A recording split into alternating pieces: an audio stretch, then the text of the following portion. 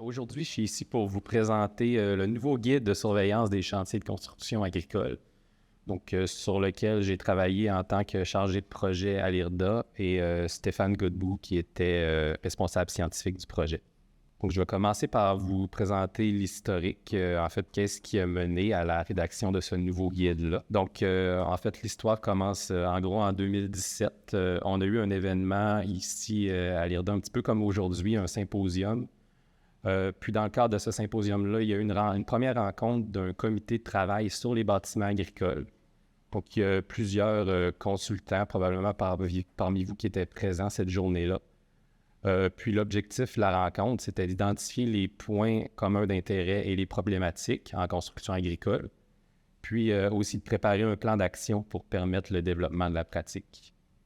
Il y a également eu une présentation de Yves Chouanière sur l'évolution des constructions agricoles, les rôles et risques de l'ingénieur. Donc, à la suite de cette journée-là, il y a une problématique qui est ressortie en lien avec la surveillance des chantiers de construction. Donc, c'est principalement en raison dans la loi sur les ingénieurs, c'est pas obligatoire de procéder à une surveillance des chantiers de construction. Donc, le mandat lorsqu'un mandat est octroyé à l'ingénieur dans le domaine agricole, la surveillance est souvent non uniforme entre les différents consultants et les éléments critiques à surveiller ne sont pas clairement identifiés dans aucun document. Donc, on en est venu finalement à la rédaction d'une demande d'une proposition de projet au programme Innovation du MAPAC. Donc, c'est en novembre 2018 qu'on a déposé le projet.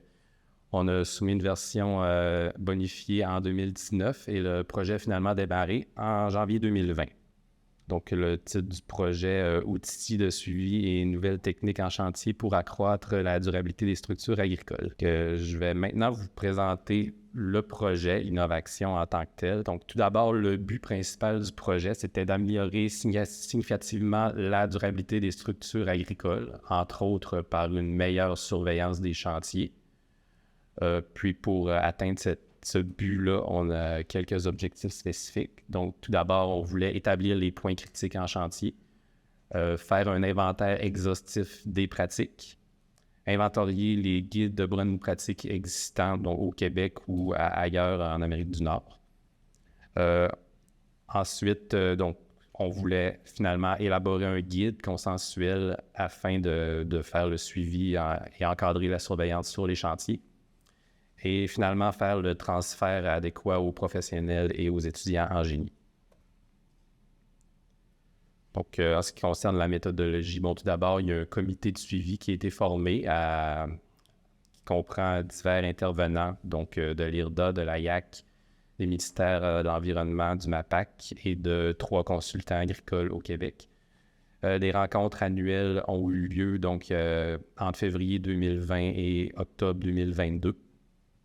Puis, en début de projet, on a construit un formulaire, un questionnaire, en fait, qui a été distribué à plusieurs consultants agricoles au Québec.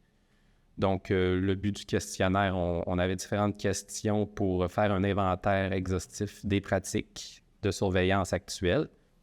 Ensuite, on voulait identifier les points critiques qui font généralement l'objet d'une surveillance par les consultants agricoles. Ensuite, on voulait identifier les documents de référence consultés par les consultants. Identifier également les produits spécialisés qui sont souvent utilisés et qui génèrent une attention particulière sur le chantier.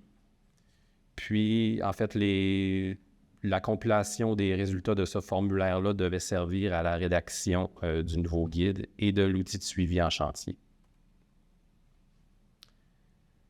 Donc, en parallèle à ça, on avait une étape de compilation de l'information existante. Donc, on a fait une petite recherche pour compiler tous les guides qui existent, qui encadrent la surveillance des chantiers de construction agricole au Québec ou principalement au Canada. Donc, au Québec, en fait, la construction agricole, les constructions dans tous les domaines confondus, en fait, sont présentés finalement dans le guide de l'OIQ. Donc, c'est le guide de pratique de surveillance des travaux de l'OIQ qui sert de référence principalement pour la surveillance des chantiers de construction. Dans le domaine de l'agricole, on avait seulement en fait le guide technique sur les structures d'entreposage de fumier, donc qui encadre la surveillance de ces chantiers de construction-là. Ensuite, on a quelques feuillets techniques qui sont présents en Colombie-Britannique pour spécifiquement les constructions agricoles. Puis au Québec, on retrouve principalement 2 guides sur la surveillance des travaux dans d'autres domaines, dont les infrastructures municipales et les chantiers d'infrastructures de transport. Donc ces guides-là sont assez volumineux et reprennent les grandes lignes des plans de surveillance. Donc ensuite, on en est venu à la rédaction du guide en tant que tel. Donc à partir des résultats du questionnaire, on a rédigé des fiches de suivi qui faisaient la liste de tous les éléments importants à surveiller sur les chantiers. Ces fiches-là ont d'abord été révisées par les membres du comité de suivi et on les a envoyées à plusieurs consultants au Québec. Puis, on a fait une révision finale du guide par le comité de suivi. Donc, puis le guide présentement en est à sa révision finale. Donc, le guide a été mis en forme par un graphiste. Puis, on est à réviser les dernières coquilles ou erreurs de syntaxe. Donc, finalement, aujourd'hui, on fait le dévoilement du guide finalement qui sera diffusé dans les prochains jours. Et on aura une formation le 6 juin. Je vais revenir à la fin de ma présentation là-dessus.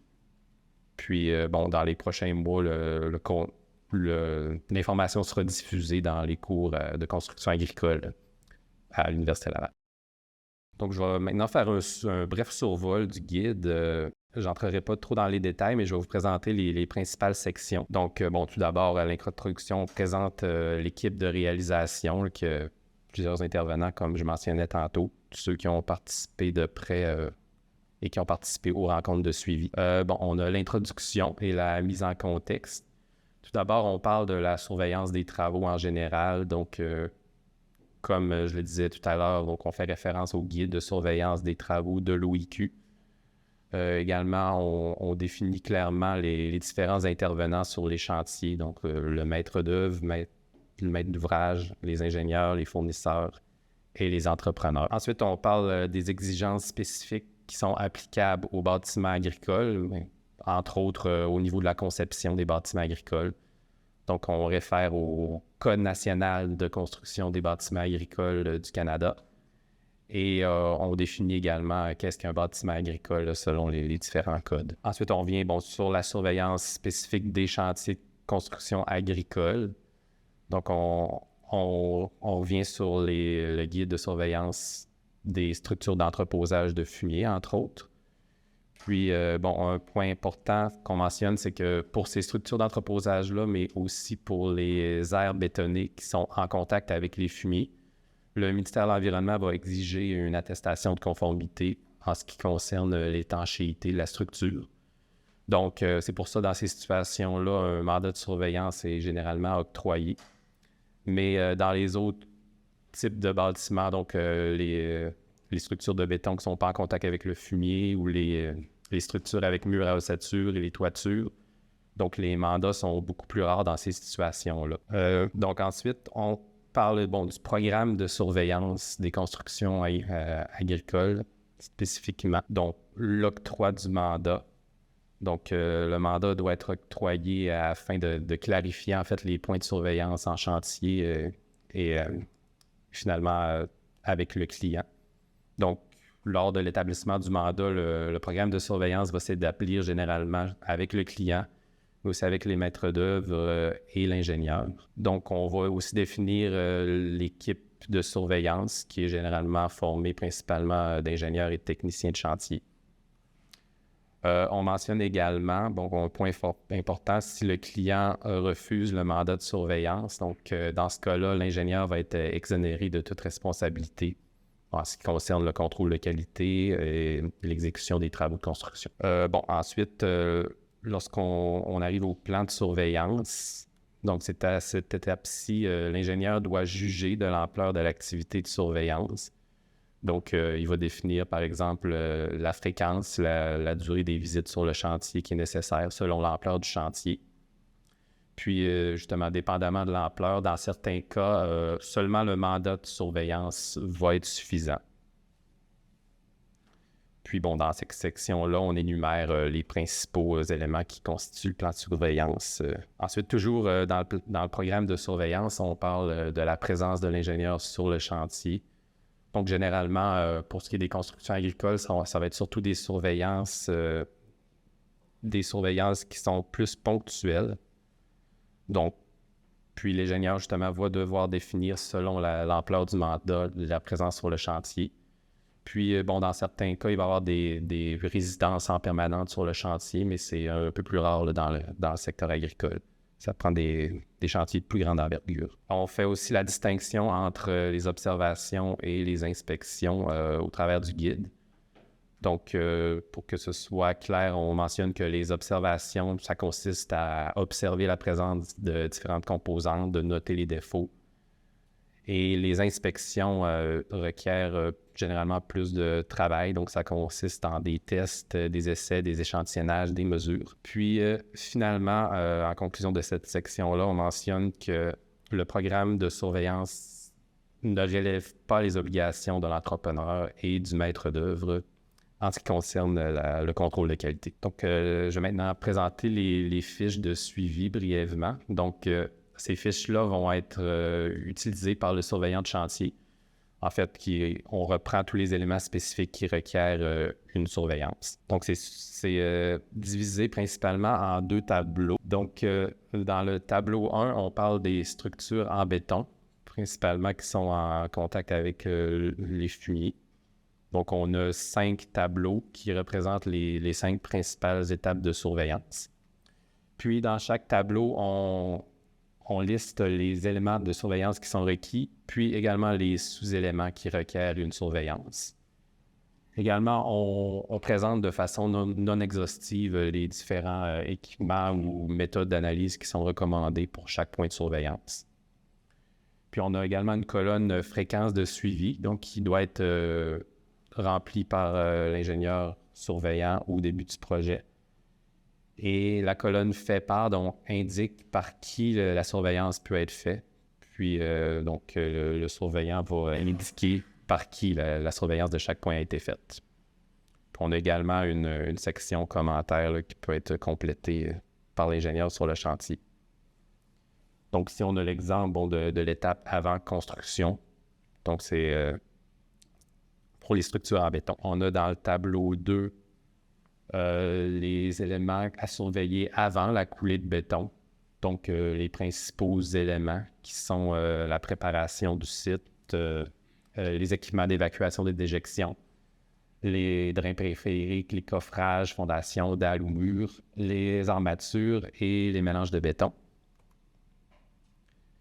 Ensuite, on a un 3e tableau qui présente les éléments à surveiller lors de la coulée de béton. Donc, les caractéristiques, qualité de béton, la mise en place du béton, les joints d'étanchéité et les équipements d'évacuation des déjections. 4e tableau, bon, 4e étape après la coulée de béton.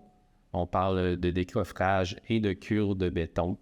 Donc, on fait la distinction cure par temps froid, cure par temps chaud, étant donné que, bon, les éléments requis sont différents. Donc, par temps chaud, on parle plus de cure chimique pour les murs et cure chimique à l'eau pour les planchers.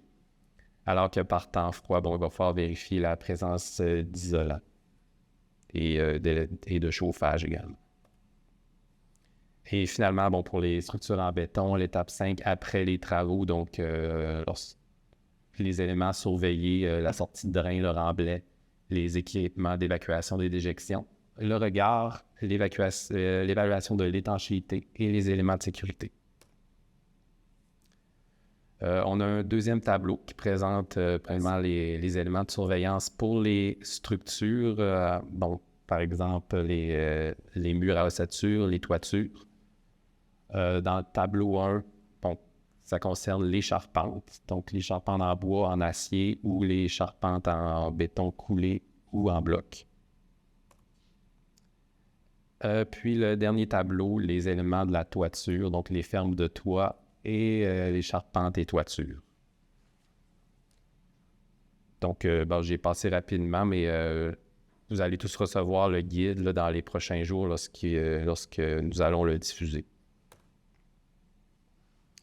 Donc, dernière section du guide. Donc, après avoir présenté les fiches de suivi qui vont être utiles pour établir le plan de surveillance, on parle des principaux programmes, les principaux modèles de surveillance des travaux selon le type de bâtiment agricole.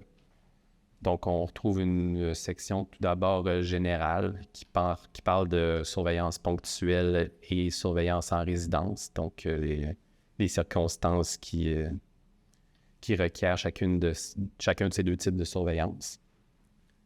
Ensuite, on a une section spécifique sur les structures en béton et les aires bétonnées qui sont en contact avec les déjections. Donc, dans ce cas-ci, on revient sur le guide technique sur l'entreposage des fumiers. Et également, on met la référence des fiches techno-béton qui sont des informations qui doivent être utiles pour les ingénieurs de chantier qui font la surveillance des chantiers.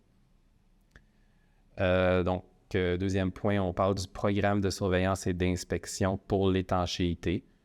Donc, j'en ai parlé tout à l'heure concernant l'attestation qui est requise pour les structures en contact avec le béton, avec les déjections. Puis, donc, on mentionne dans ce cas-là que l'ingénieur doit identifier les éléments qui requièrent une inspection et des observations par chacun des intervenants. Puis, finalement, on mentionne que l'entrepreneur spécialisé, le fournisseur et le responsable de l'installation des équipements d'évacuation des déjections doivent en garantir l'étanchéité. Finalement, on a une section sur le modèle de surveillance des chantiers de construction pour les structures à charpente en bois et en acier. Donc, on présente le Code national canadien du bâtiment agricole. Donc, c'est toutes les références en fait pour la conception de ces structures-là. Le manuel de calcul des charpentes en bois, le guide technique de Secobois.